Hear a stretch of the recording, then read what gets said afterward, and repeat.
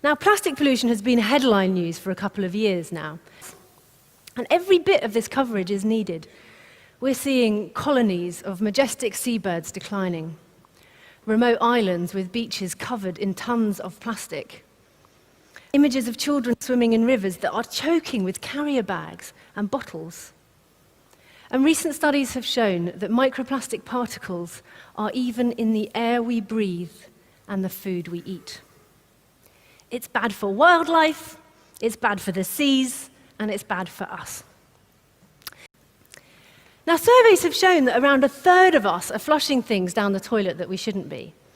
Now, that's a lot of people that either don't know or don't care about the impact of our flushing behaviour. But around 4 years ago, I came across the trailer for the film Albatross by the artist Chris Jordan, and if you haven't checked out his TED Talks, I recommend you do. They are amazing.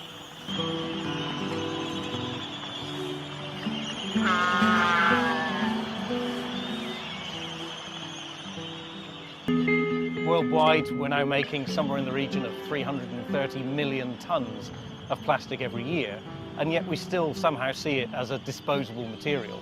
And it's become a problem that we can only solve by dealing with that issue at source, rather than trying to now clean up the environment as the solution. So are single-use plastics the issue? Single-use plastics are a particular problem because we've assumed that they're disposable, whereas in fact plastics aren't designed to break down very easily. They're going to be around for hundreds of years, if not longer. Okay, so cigarette lighters, sadly, that's going to stick around for hundreds of years, and these have been found in the stomachs of albatross chicks, even thousands of miles offshore. I mean, almost wherever you go these days, you'll see plastic pollution, and it's a sad fact that whenever we're going to our beaches, plastic have become part of that fabric. Yeah, I mean, again, a big symptom of the plastics problem. Globally, we now get through 1 million of this type of bottle every minute.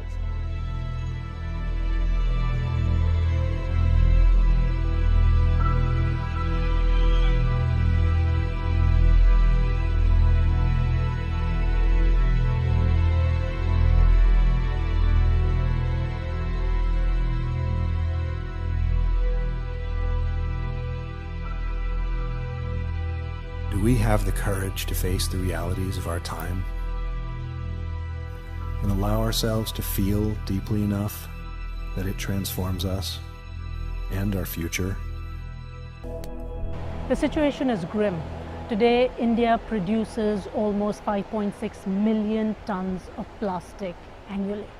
A World Economic Forum study mentioned that India contributes almost 60% of all the plastic that reaches our oceans. Over 500 tons of waste reach our seas every single day. I think India needs to wake up, take responsibility, and most certainly, as an economic giant, start cleaning up its act. Most of our beaches in Mumbai are cleaned every morning. But if you have a look, within half a tide, the ocean has just spewed everything right back, because the volumes of waste and plastic that are in our oceans is enormous. We need to just say no. We need to say no to plastic. We need to look for better alternatives. Life continued without plastic. I know my grandparents and grandparents survived without plastic. Yes, I think we have to be hopeful. Why else would we be environmentalists? The good news is that the world today is sitting up and recognizing plastic to be a major contribution to climate change and global warming. Studies have shown that plastic does have irreversible impacts on the environment. I think the larger question is, are we doing too little too? Disposable contacts adding to plastics pollution. Don't flush your contacts down the can after washing this.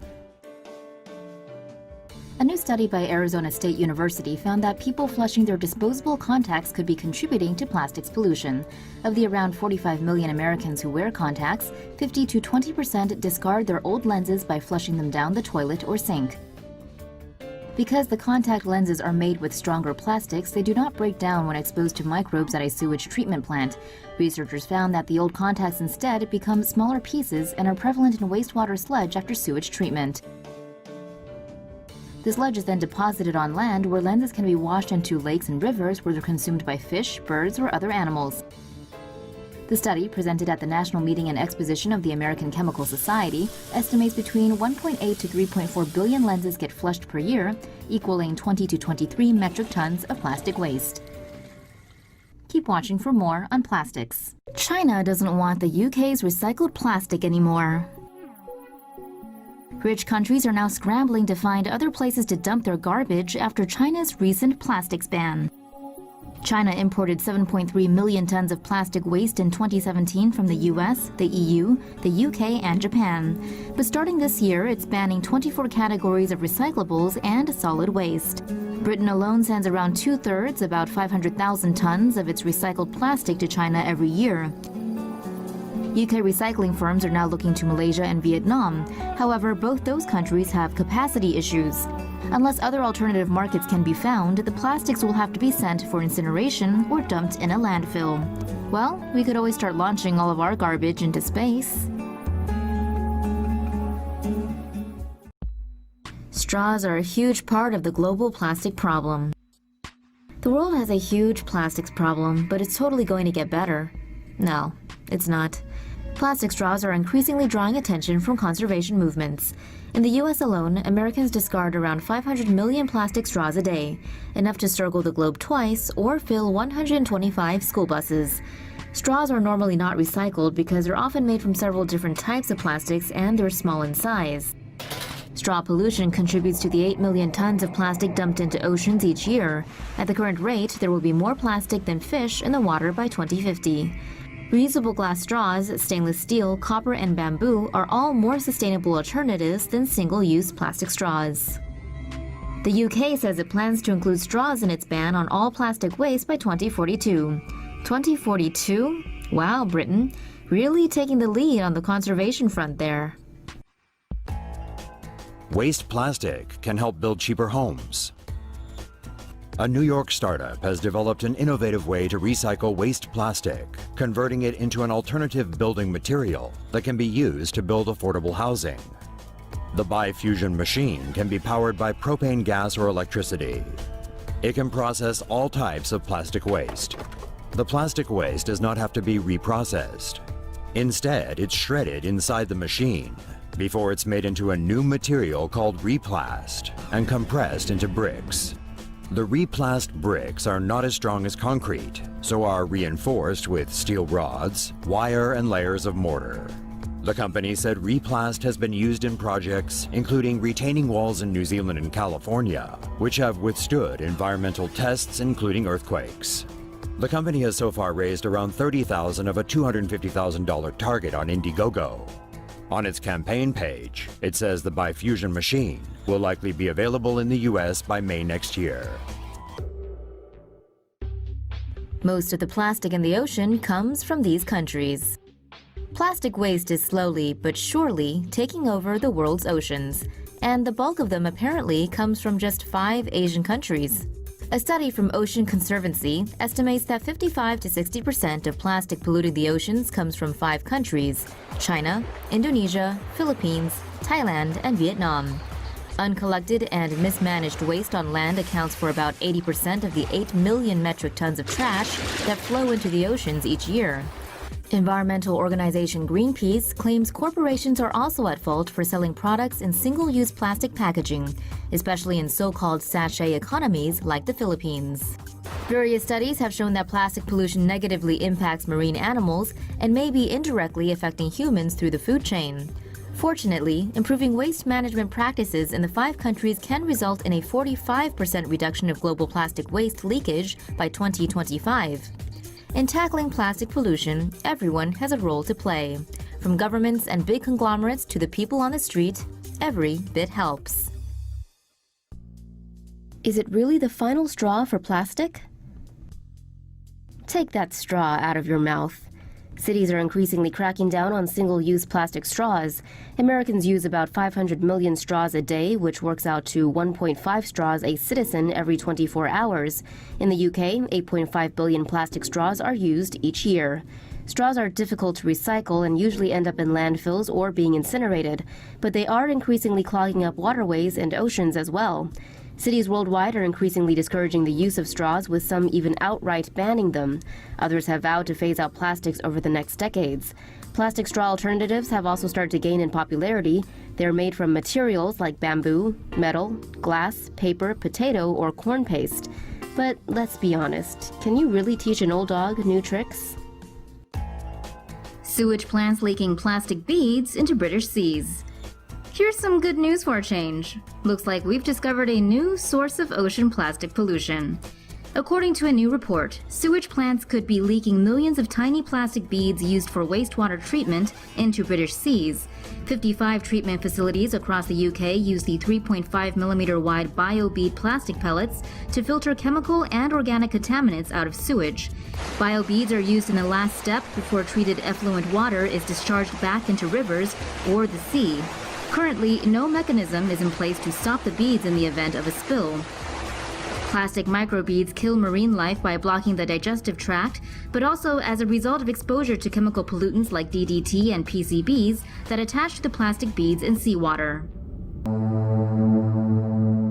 The world's oceans are increasingly filled with garbage. Scientists and ocean activists have warned for years of the magnitude of plastic bottles, bags, and other floating debris found in all 5 of the world's major oceans. A team of researchers from the US and Australia has now analyzed data on consumer habits and waste management to find out how much plastic waste ends up in the ocean worldwide and where it comes from. In particular, they took a look at what share each of 192 countries with coastal borders could have contributed to this pollution problem.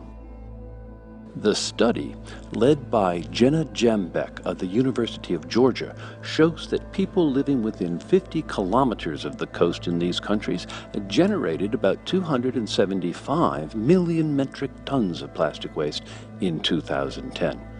And between 4.8 million and 12.7 million metric tons of it washed out to sea, they say. China is the largest contributor of plastic waste entering oceans, according to the study. Of the 8.8 million metric tons of mismanaged plastic waste the country produced in 2010, between 1.3 million and 3.5 million metric tons ended up in the sea. The second biggest polluter was Indonesia, with up to 1.3 million metric tons of mismanaged waste ending up as marine debris. Other Asian countries were also among the nations with the largest input. The US ranked 20th and was responsible for just under 1% of the ocean plastic, the study shows. Overall, the scientists found that the top 20 countries accounted for 83% of the mismanaged plastic waste available to enter the world's oceans. Unchecked, the amount of plastic waste reaching the sea could double by 2025, equal to roughly 10 bags full of plastic waste per foot of coastline, Dr. Jambek said.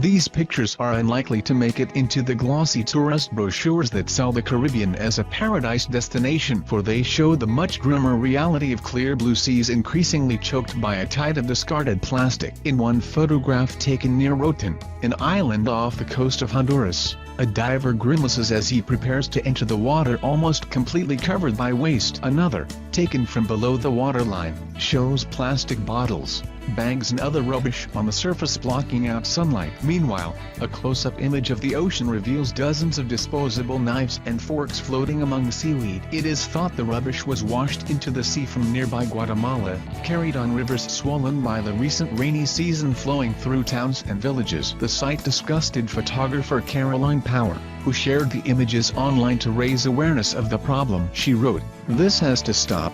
Think about the plastic you use in your daily lives." John Orston, of the Blue Planet Society, which campaigns to protect the oceans, said it was the worst example of plastic pollution he has seen. He pointed out that plastic gets broken down into microscopic particles that enter the food chain when plankton and fish eat them. He added, "It is thought that 90% of seabirds have ingested some sort of plastic, and there are many examples of turtles and whales mistaking plastic for food. We all have a part to play in reducing plastic waste, but manufacturers and government need to take the lead. It's a global problem which needs a global solution. We have long campaigned to end the scourge of dump plastics, and now we are calling for a deposit scheme on plastic bottles. In a major victory for our Ban the Beads campaign, last year ministers pledged to outlaw toxic microbeads which are poisoning our seas.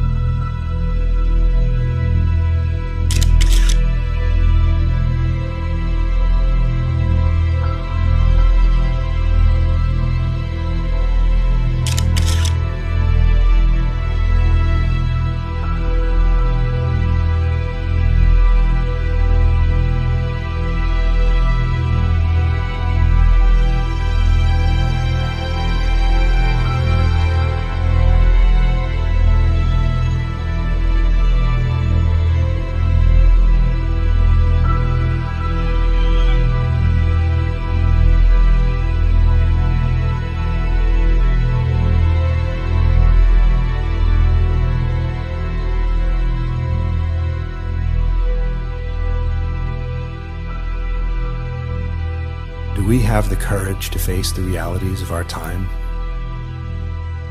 and allow ourselves to feel deeply enough that it transforms us and our future?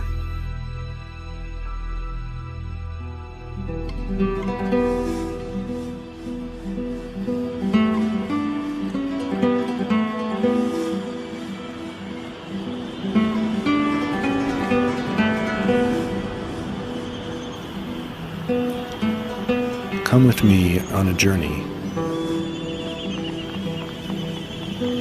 through the eye of beauty.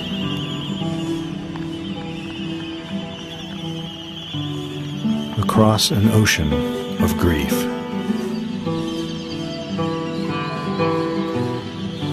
And beyond.